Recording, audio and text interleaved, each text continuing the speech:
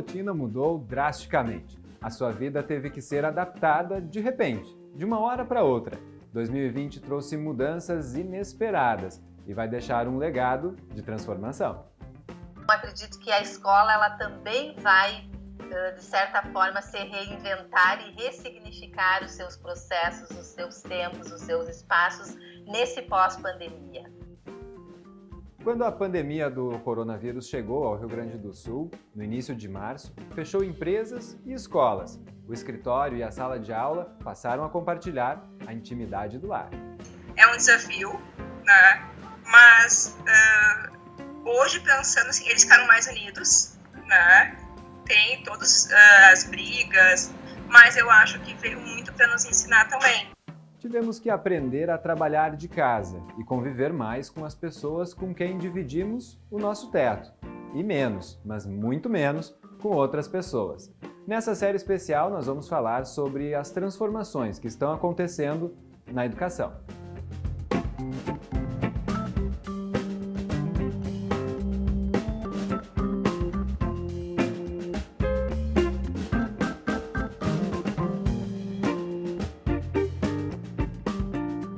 No nosso primeiro programa, vamos conhecer os primeiros impactos nas salas de aula e nas casas dos estudantes.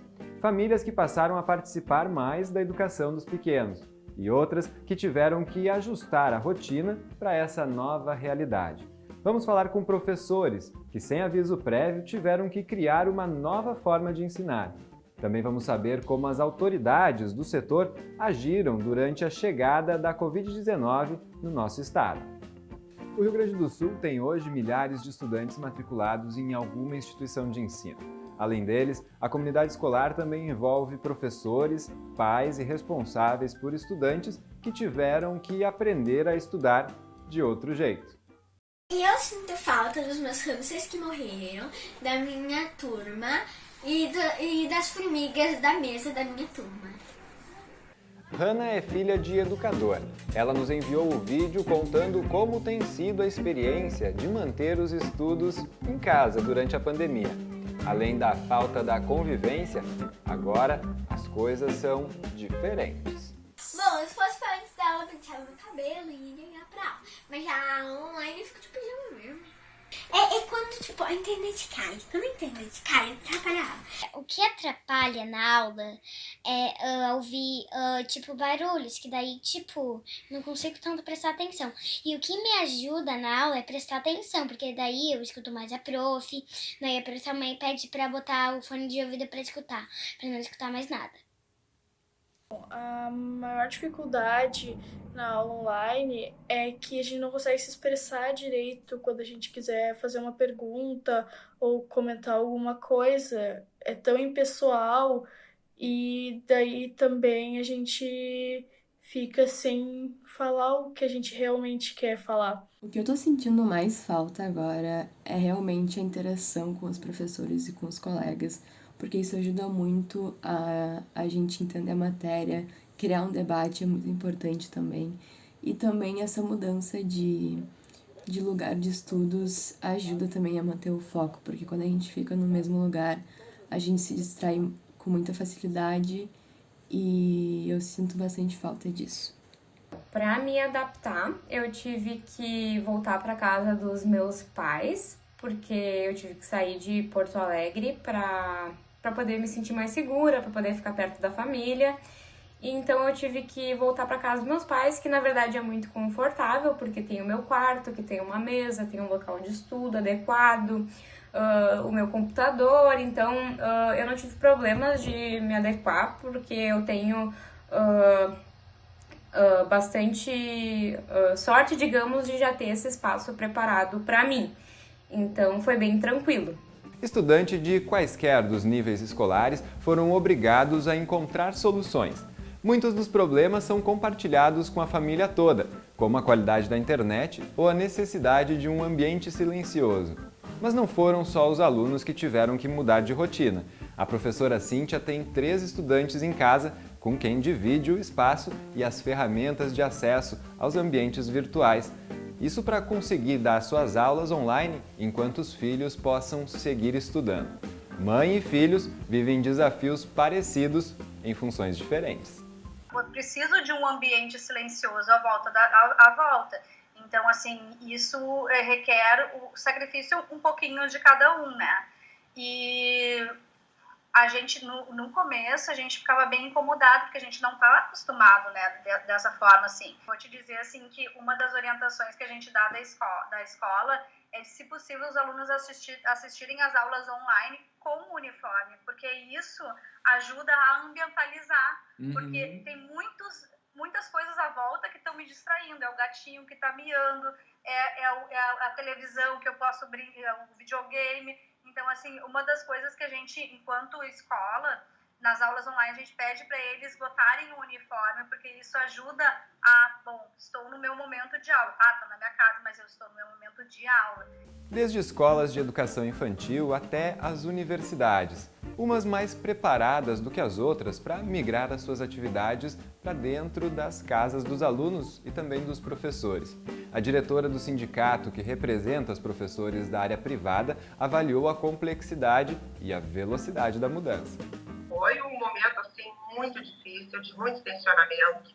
Nós tivemos aí, com essa pandemia, distanciamento social, nós tivemos uma mudança imensa, né, na relação das escolas com os professores, com os alunos, porque esse distanciamento social, ele exigiu que um recurso que era utilizado, acessório ao ensino presencial, fosse tomado como principal, aliás, como único. E essa situação, ela causou esse tensionamento todo, porque, de fato, as escolas, apesar de escolas privadas, né, apesar de estarem assim, bem à frente nessa questão tecnológica, elas não estavam suficientemente capacitadas para essas aulas totalmente à distância. Manter os vínculos à distância e garantir acesso são preocupações de todos, especialmente de gestores. Nós conversamos com a doutoranda em educação, Fátima Ehlert, que coordenava a área técnica de educação da FAMURS lá no início da pandemia. O grande salto que essa crise impôs às salas de aula evidenciou deficiências que já eram urgentes antes mesmo da crise. Então, acredito que a escola ela também vai, de certa forma, se reinventar e ressignificar os seus processos, os seus tempos, os seus espaços nesse pós-pandemia.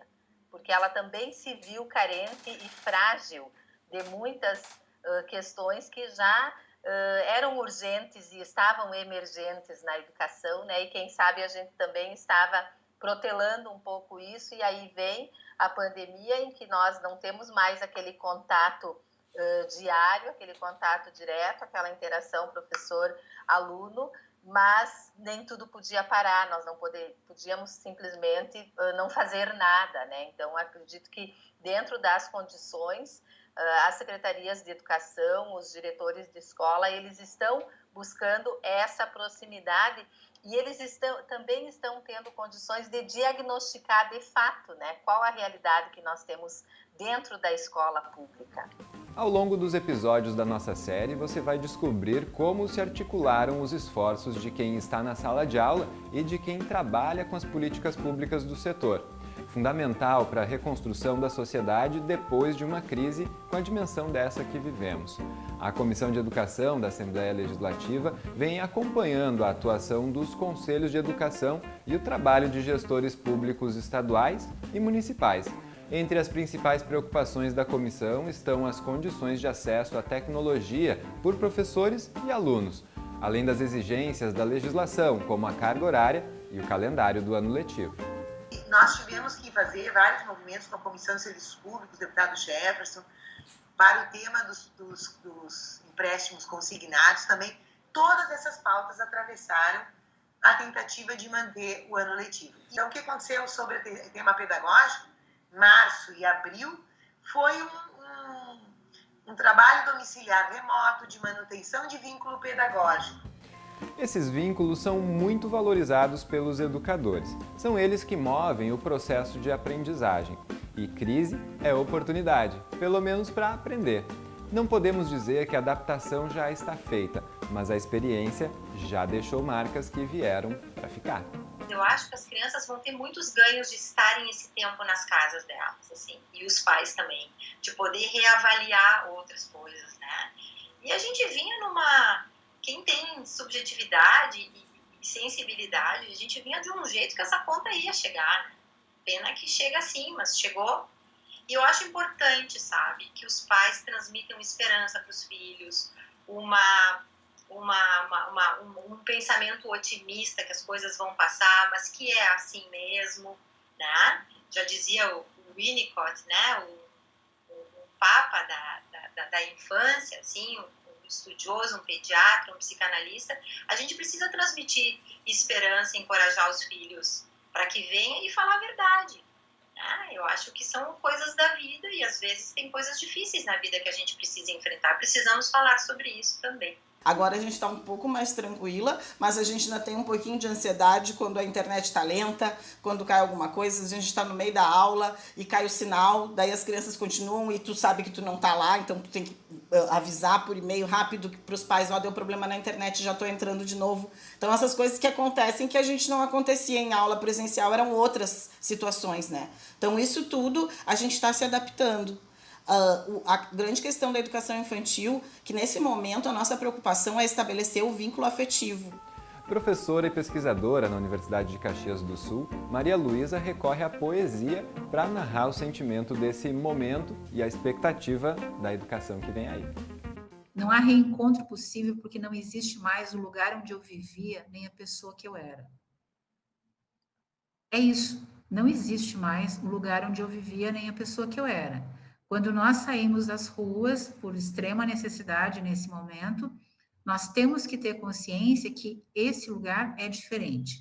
Quando nós voltarmos às universidades, ou à medida em que as escolas retomarem as atividades, realmente é um outro território, e é um território que precisa ser inventado. E precisa ser inventado para melhor para todo mundo, né? Precisa ser inventado para dar mais paz, para dar mais alegria, né? Alegria, segundo Spinoza, é potência de agir. Então, a educação tem que ser um espaço de produção de alegria, de paz, de confiança. No próximo bloco, nós vamos saber mais sobre como as escolas estão encarando as mudanças. Quais são os desafios que os educadores vêm enfrentando? Nós já voltamos.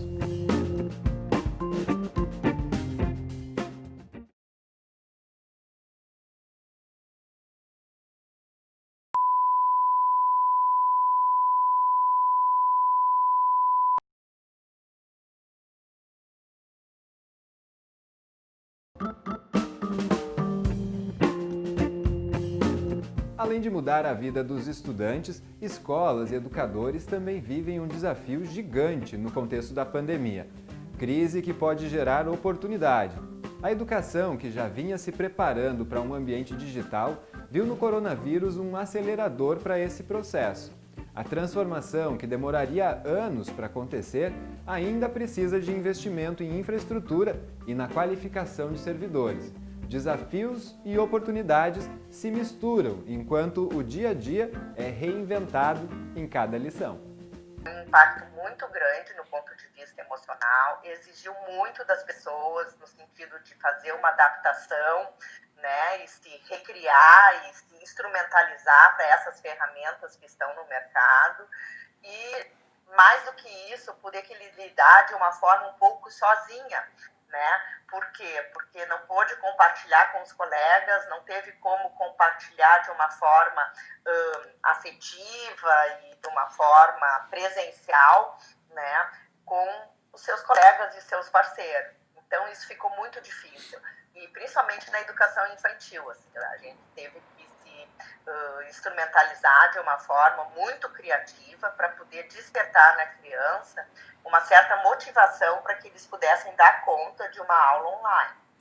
Se por um lado alunos buscam motivação para manter a rotina de aulas, por outro, gestores buscam soluções para driblar os diferentes desafios para o ano letivo de 2020. Nós temos como regra 200 dias letivos, 800 horas aula. O que nós sabemos? Nós sabemos que essa medida provisória, ela vai flexibilizar os dias letivos, até porque não temos mais como cumprir 200 dias letivos dentro do ano civil de 2020. Mas ela ainda não flexibilizou as 800 horas-aulas. Porém, agora o parecer do Conselho Nacional de Educação, o parecer 05, ele nos possibilita computar essas atividades domiciliares, ou de outros nomes, né, que a gente teve aí várias nomenclaturas nesse tempo aí de pandemia. Também esse parecer do Conselho Nacional, ele prevê que se valide essas atividades domiciliares. Mas como é que nós vamos validar? Quais nós vamos validar? Com que porcentagem de alunos que tiveram acesso? Como é que vai ser essa avaliação? Aquele aluno que não conseguiu, ele vai ter essas horas validadas? Não, ele não vai ter, mas ele vai ter ela recuperada. Quem é que vai recuperar essas horas? Porque o profissional, quando voltar, ele vai ter que atender presencial. Quem é que vai atender essas horas a mais? Como é que isso vai se dar? Então, ainda são muitas questões. Neste momento, uma categoria que está trabalhando muito mais, que, veja bem, nós estamos aprendendo a lidar com essas ferramentas, nós estamos trabalhando, mandando materiais para os nossos alunos estudarem de uma forma diferenciada, que não é aquele contato que a gente tem individual, e ver que os alunos não entendem do conteúdo, imediatamente para suprir essas dúvidas. Neste momento, nós vivemos também essa insegurança.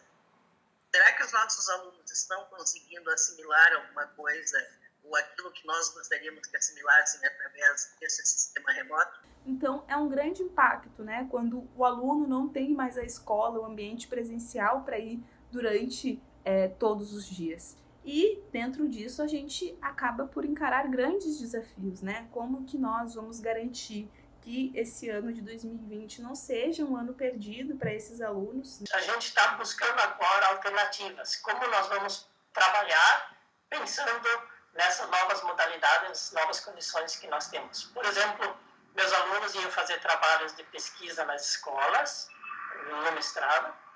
Todos eles têm projetos de pesquisa, de intervenção na escola, e agora então tivemos que repensar jeitos para que eles possam fazer a pesquisa de outras maneiras, outras formas, talvez através de Skype, entrevistas através do WhatsApp, intervenções através do Google Meeting. Então, a gente vai ter que ver formas de a gente se encontrar, não pessoalmente, mas a gente poder fazer o encontro apesar de tudo. Então, é um desafio grande agora de a gente pensar alternativas para a gente poder trabalhar, porque os professores não estavam preparados, os alunos não estavam preparados, a comunidade não estava preparada. E as soluções para a situação das escolas exigem um esforço conjugado de toda a comunidade escolar. O que já se sabe é que o esforço articulado e amoroso é o caminho para restaurar o ensino presencial. A gente precisa da família para fazer essas aulas à distância.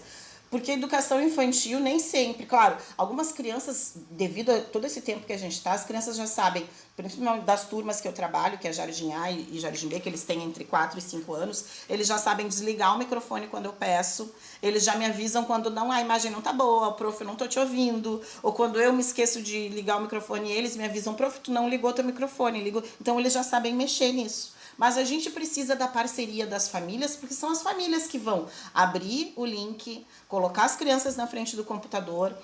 Se eu peço para alguma atividade que os pais tenham que ler alguma coisa em casa, então a família tem que estar presente. Muitas vezes as atividades que eram coordenadas nas aulas presenciais, que tinham o meu auxílio, agora vocês vão fazer tal coisa, agora nós vamos sentar assim, da forma online não pode ser feita, então as famílias me ajudam. Mas eu acho que é vínculo, criatividade, esperança, né? E força, né? Isso aí, a gente tem que se cuidar do outro. E bola pra frente. E bola pra frente, vai passar. E a vida é assim, né? A gente fura uma onda, vem outra. Não dá pra fazer assim, vai passar isso, vai tudo melhorar. Dos professores muito emocionados quando recebem um carinho das crianças, quando recebem uma mensagem das crianças. A gente recebeu, assim, alguns vídeos e difícil não conter as lágrimas, né? Eu tive uma experiência pessoal, assim, na escola, um dia presencial que eu tive lá, e uma aluna de máscara, eu também estava de máscara, esteve lá na escola visitando e ela espontaneamente me deu um abraço muito carinhoso e eu não tive como não retribuir. Foi difícil, assim, comentei com a mãe dela até. E eu acho que isso é o grande desafio, assim, porque nos faz muita falta isso, assim. Os abraços, os olhares, a conversa. E os professores, hoje, a gente percebe, assim, um grupo de educadores bastante fragilizados em relação a isso, porque é isso que move o dia a dia deles, né? A educação infantil, o contato com as crianças. Principalmente, assim, que eu noto dos profs hoje, é a preocupação com os conteúdos. Como nós vamos avançar os conteúdos se é um outro tipo de relação, que nós não estamos em sala de aula para poder explicar para cada aluno, porque cada aluno é diferente, né? A escola é composta de pessoas totalmente diferentes, né? Tanto os alunos quanto os profissionais, todo mundo é um e não tem o que dizer sobre isso. Então, acho que a maior preocupação dos profs, de fato, é essa. Como nós vamos avançar os conteúdos? E como vai ser o próximo ano? Nós vamos avançar esse aluno e como vai ser no próximo ano? Né? Vai ficar uma defasagem, não tenha dúvida. E os alunos que vão do 5º para o 6º ano, que vão sair da escola? Então, acho que esse é a maior preocupação e desafio dos professores está sendo esse. Uma preocupação em relação a essa demanda de aprendizagem dentro dos conteúdos, essa evolução e também esse avanço, né? Como vai ser no próximo ano? Eu acho que essa é a maior inquietação dos professores nesse momento. Assim como outros setores fortemente impactados pela crise do coronavírus, a educação que vem aí não é mais a que conhecemos até então. Profissionais, estudantes e famílias têm pela frente ainda um longo percurso de transformação. Por isso que na semana que vem, nosso programa vai falar sobre educação infantil. O nosso próximo episódio mostra como as crianças estão interagindo e aprendendo com as plataformas digitais. Nós esperamos você. Até lá!